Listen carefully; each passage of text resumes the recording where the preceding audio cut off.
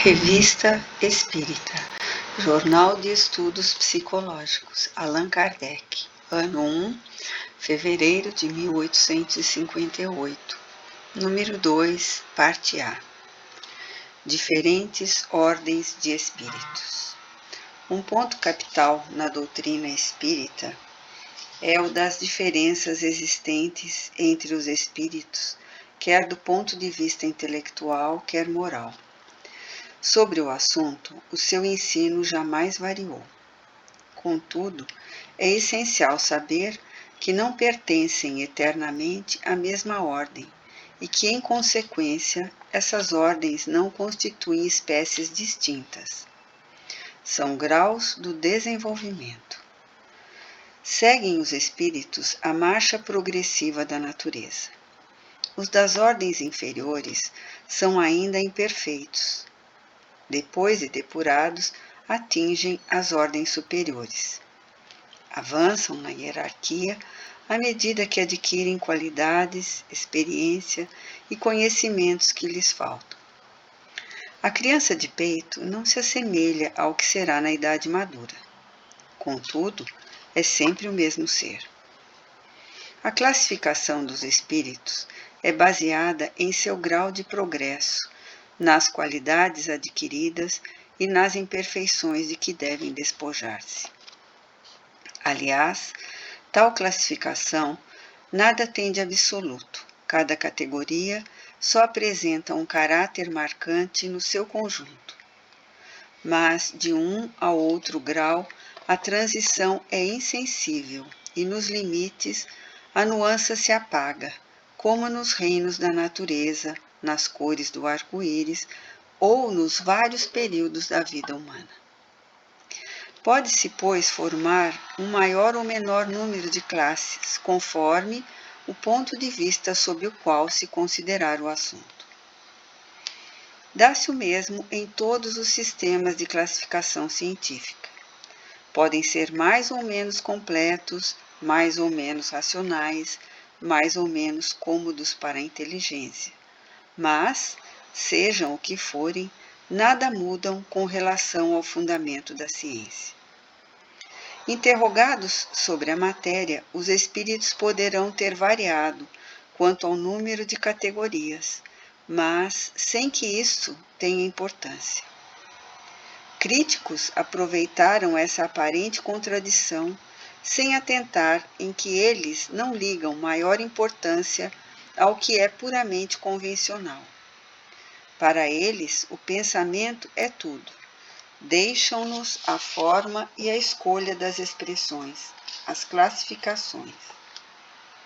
Numa palavra, os sistemas. Acrescentemos ainda essa consideração que não se deve nunca perder de vista. É que entre os espíritos, como entre os homens, há os muito ignorantes e nunca estamos suficientemente prevenidos contra a tendência a pensar que todos devem saber tudo pelo fato de serem espíritos. Toda classificação exige método, análise e conhecimento profundo da matéria. Ora, no mundo dos espíritos, os que têm conhecimentos limitados, como aqui os ignorantes, são incapazes de uma visão de conjunto e de formular um sistema. E aqueles que são capazes podem variar nos detalhes, conforme seu ponto de vista, especialmente quando uma divisão nada tem de absoluto. Linneu, G.C., Tournefort seguiram cada qual um método. Nem por isso a botânica mudou.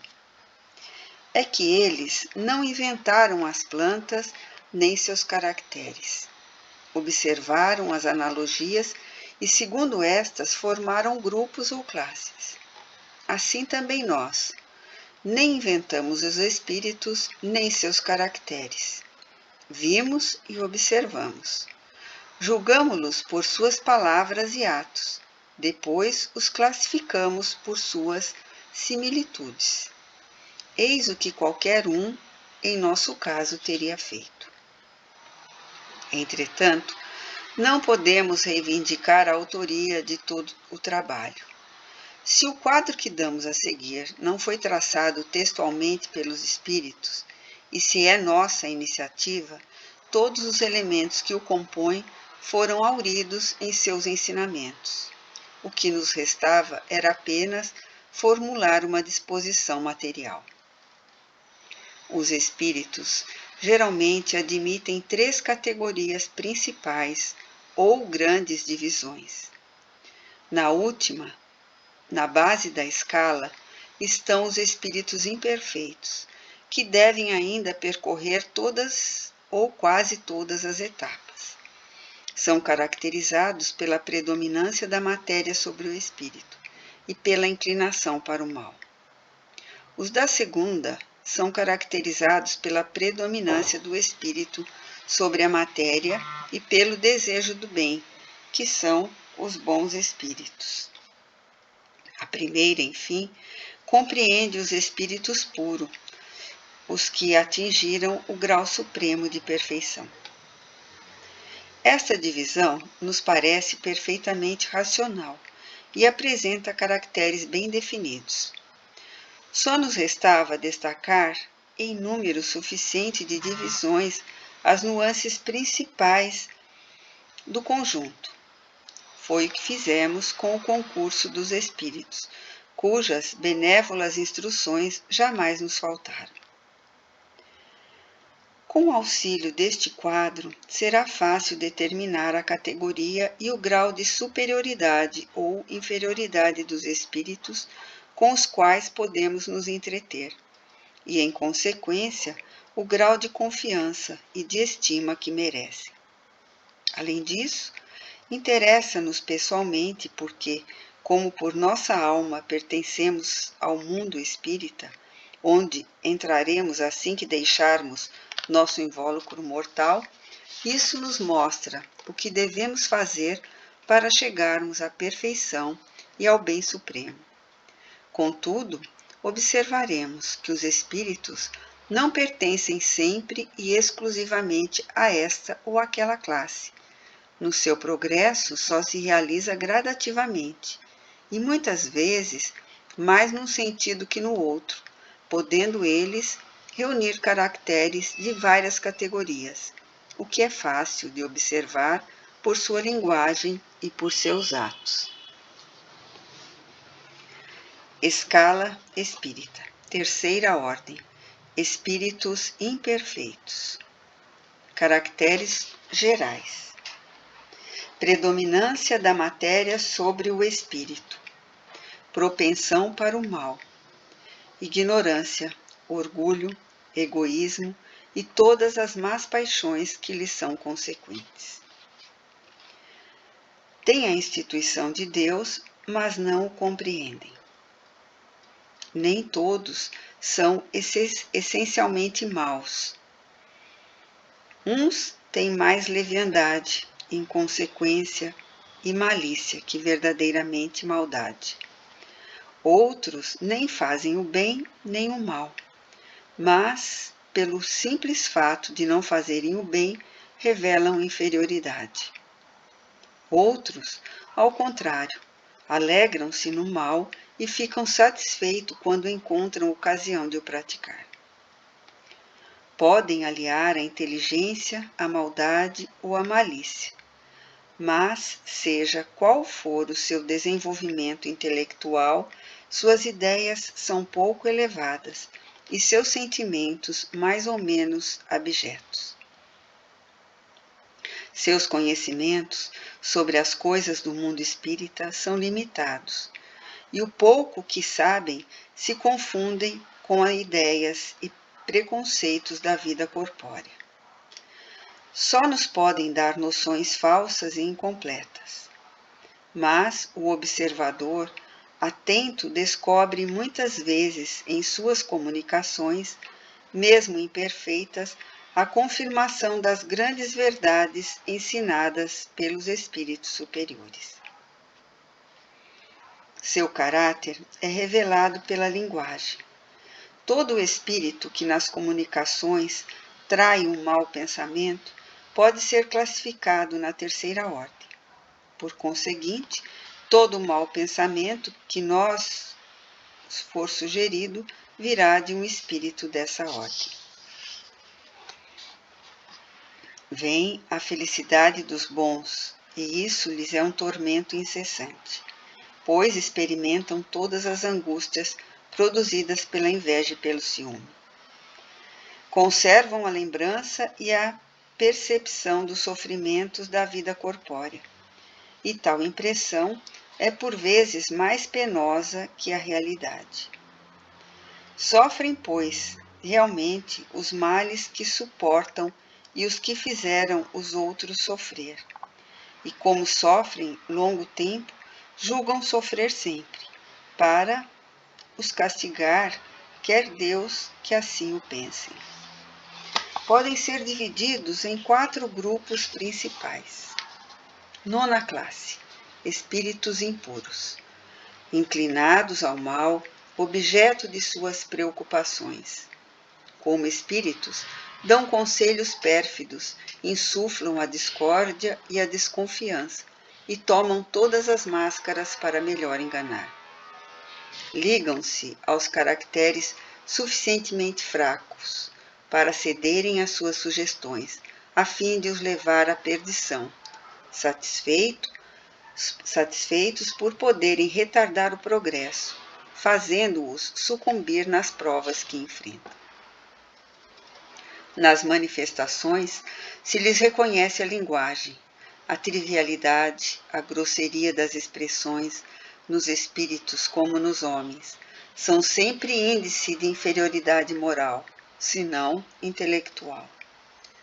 Suas comunicações revelam a baixeza de suas inclinações, e se procuram enganar, falando de uma maneira sensata, eles não podem por muito tempo representar o papel e acabam sempre revelando sua origem. Certos povos os fizeram divindades malfazejas, outros os designam como demônios, gênios do mal ou espíritos do mal. Quando encarnados, os seres vivos que animam são inclinados a todos os vícios que geram as paixões vis e degradantes. A sensualidade, crueldade, a trapaça, a hipocrisia, a cupidez e a avareza sórdida. Fazem o mal por prazer, o mais das vezes sem motivo e pelo ódio ao bem, quase sempre elegem suas vítimas entre gente de bem. São flagelos para a humanidade, seja qual for a classe a que pertença, e o verniz da civilização não os isenta do opróbrio e da ignomia. Oitava classe: espíritos levianos. São ignorantes, malévolos, inconsequentes e zombeteiros. Metem-se em tudo, a tudo respondem, sem preocupação da verdade. Gostam de causar pequenos aborrecimentos e pequenas alegrias, de produzir discórdias, de induzir maliciosamente em erro por mistificações e por travessuras. A esta classe pertencem os espíritos vulgarmente designados sob o nome de duendes, diabretes, trasgos, gnomos. Estão sob a dependência de espíritos superiores que muitas vezes os empregam como nós o fazemos com os criados e os operários. Mais que os outros, parecem ligados à matéria e ser os principais agentes das vicissitudes dos elementos do globo, quer vivam no ar, na água, no fogo, nos corpos sólidos ou nas entranhas da terra. Muitas vezes manifestam sua presença por efeitos sensíveis, tais como pancadas, movimento e deslocamento anormal dos corpos sólidos, agitação do ar, etc., o que lhes valeu o nome de espíritos batedores. Reconhece-se que tais fenômenos não são devidos a uma causa fortuita e natural, quando têm um caráter intencional e inteligente. Todos os espíritos podem produzir esses fenômenos, mas os espíritos elevados, em geral, relegam essas atribuições aos inferiores, mais aptos para as coisas materiais que para as inteligentes. Em suas comunicações com os homens, sua linguagem é por vezes espirituosa e alegre, mas quase sempre sem profundeza. Aprendem os caprichos e o ridículo, que exprimem traços mordazes e satíricos. Se por vezes tomam nomes supostos, é mais por malícia que por maldade. 7ª classe. Espíritos pseudos sábios. De conhecimentos bastante extensos, julgam saber mais do que sabem. Tendo feito algum progresso sobre vários pontos de vista, sua linguagem tem um caráter sério e pode levar a enganos quanto à sua capacidade e às suas luzes. Mas, muito comumente, é simples reflexo dos preconceitos e das ideias sistemáticas da vida terrena.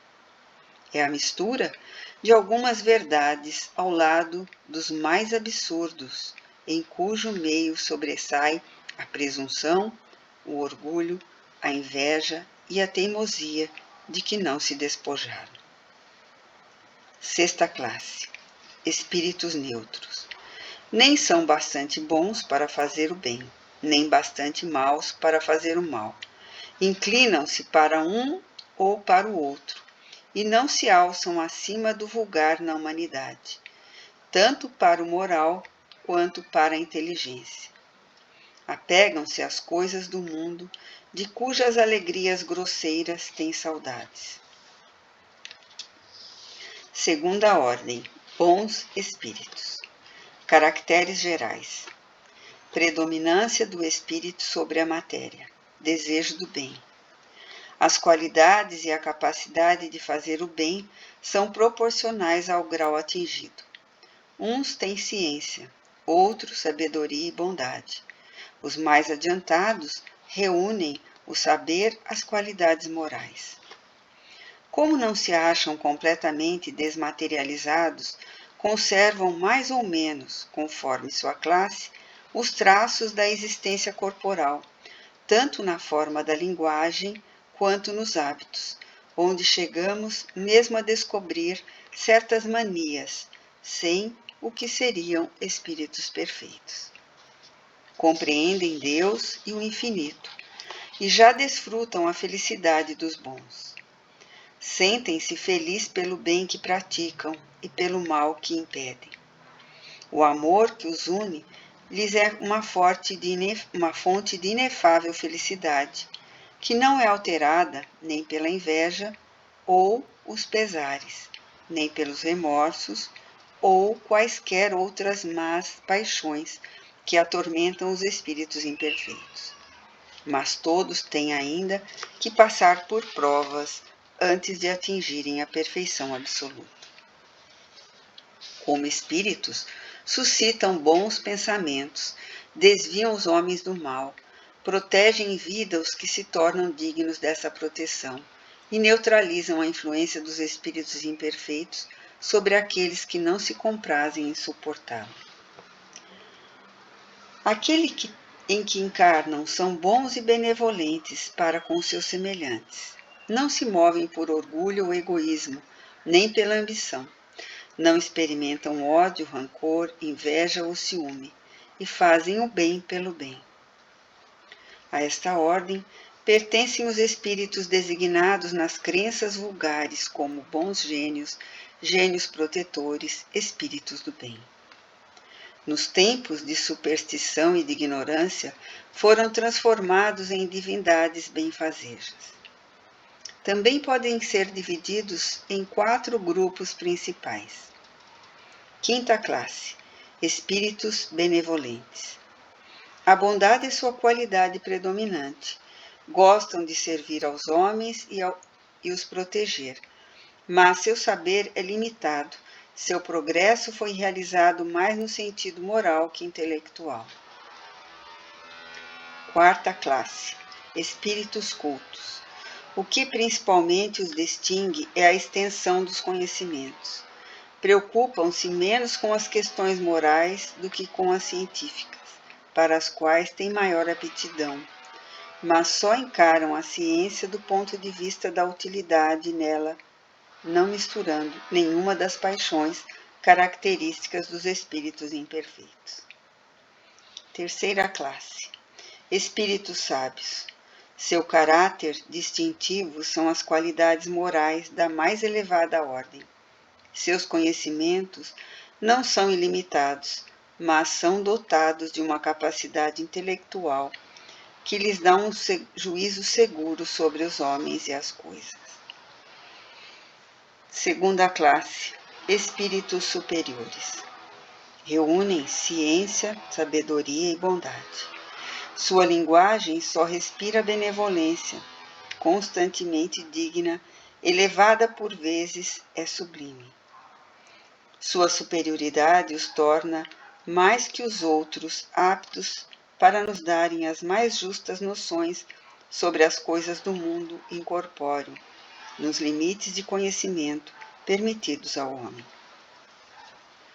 Comunicam-se de boa vontade com aqueles que de boa fé procuram a verdade e cuja calma é bastante desprendida nos laços terrenos para a compreender, mas afastam-se dos que são animados pela curiosidade ou desviados da prática do bem pela influência da matéria. Quando excepcionalmente se reencarnam na Terra, é para executarem missão de progresso. Então, oferecem o tipo da perfeição que aqui pode aspirar a humanidade. Primeira ordem: espíritos puros. Caracteres gerais. É nula a influência da matéria. Absoluta superioridade intelectual e moral em relação aos espíritos de outras ordens. Classe única. Percorreram todos os graus da escala e se despojaram de todas as impurezas da matéria, tendo atingido a suprema perfeição de que é suscetível a criatura. Não tem que passar por provas nem por expiações. Não mais sujeitos à encarnação em corpos perecíveis. Tem a vida eterna que se realiza no seio de Deus. Desfrutam uma felicidade inalterável, pois já não se acham sujeitos às necessidades nem às vicissitudes da vida material. Mas uma tal felicidade não é uma ociosidade monótona, passada numa contemplação perpétua. São os mensageiros e os ministros de Deus, cujas ordens executam para a manutenção da harmonia universal. Comandam todos os espíritos que lhes são inferiores, ajudam o seu aperfeiçoamento e lhes ensinam as tarefas. Assistir aos homens em suas angústias, excitá-los ao bem ou à expiação das faltas que os afastam da suprema felicidade, é-lhes agradável ocupação. Por vezes são designados sob o nome de anjos, arcanjos ou serafins. Os homens podem entrar em comunicação com eles. Não seria presunção pensar que os temos sempre às nossas ordens. Nota explicativa 1. Esta classificação foi ligeiramente alterada por Allan Kardec quando deu forma definitiva ao Livro dos Espíritos, como se pode ver na 22ª edição francesa. Livro 2, capítulo 1, páginas 101 a 113. Aí, as classes são 10, espíritos impuros, levianos, pseudo-sábios, neutros, batedores e perturbadores. Na terceira ordem, as outras ordens não sofreram modificações. Nota do tradutor. Espíritos errantes ou encarnados. Quanto às suas qualidades íntimas, são os espíritos de diferentes ordens que percorrem sucessivamente à medida que se depuram. Como estado podem estar encarnados, isto é, unidos a um corpo, num mundo qualquer, ou errantes, isto é, desligados de um corpo material e esperando nova encarnação para melhorarem. Os espíritos errantes não formam uma categoria especial. Trata-se de um dos estados em que se podem encontrar. O estado errante ou a erraticidade não significa inferioridade para os espíritos, pois que nele podemos encontrá-los de todos os graus.